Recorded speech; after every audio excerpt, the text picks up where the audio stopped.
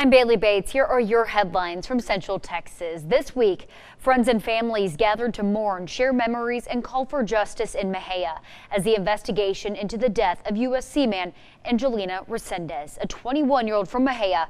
Earlier this month, she was found dead near her naval base in Virginia just a few days after being reported missing. Her mother continues to advocate for her daughter. 6 News anchor Adriana Alexander takes us to a vigil as they still push for answers. The devastating loss of 21-year-old Angelina Resendez shocked the community in her hometown, Mejia. Angelina's mother, Esmeralda Castle, spoke to the dozens of people in the community who attended the vigil for Angelina at her alma mater, Mejia High. I think that it is beautiful to see us calling on our Father and our Savior to guide us through this, to take all this negativity and help us turn it into something positive. After being reported missing from her naval station in Norfolk, Virginia in early June, Angelina's body was found more than a week later in a wooded area near the Navy base. In my opinion, due to the negligence of her command, that we are where we are right now. It was 11 full days of her being missing until they found her. At the vigil, local pastors prayed over Angelina's family and the community.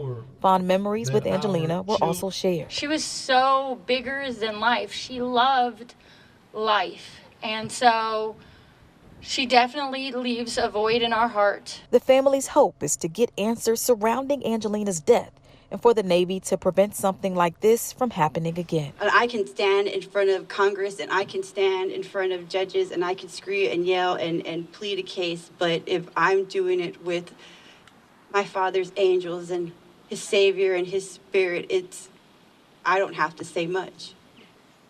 Hearts will be touched.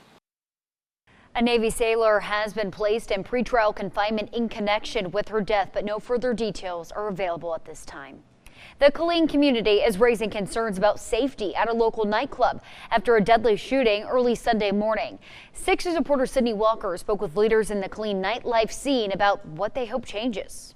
Around 3:30 a.m. Monday, Killeen police were called to Club Crush. Everybody just started stampeding around and running around. There, they found a man who had been shot dead. Friends identified him as Fred. He had a family, he had kids.